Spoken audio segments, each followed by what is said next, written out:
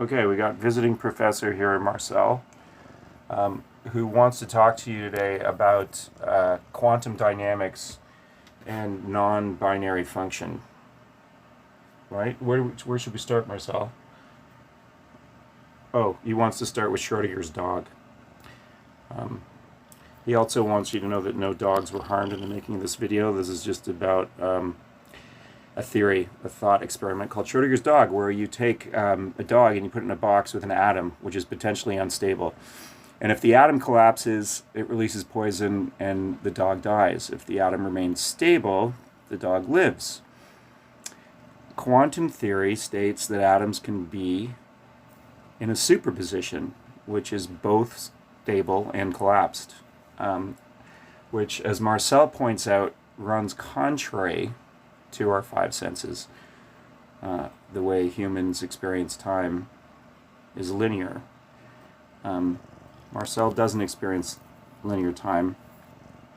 In fact, he has only one sense, and it's atemporal. So that's why he was saying sometimes when I look at him and it feels like he's not there, he explained to me that's because he's in Egypt and it's a long time ago. Or else sometimes he goes to the future.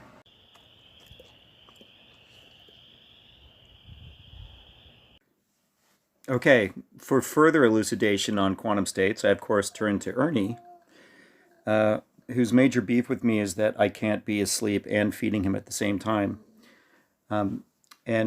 Ernie's most excited by the idea of quantum computing, where things aren't 1 or 0, they're 1 and 0, which vastly expands our capacity for calculation, experience. And Ernie took it a step further, saying, well, what if humans could have that condition in their heart? What if instead of this or that, humans could hold a superposition? What would that look like? Oh, he's got to go. Tiger King's on.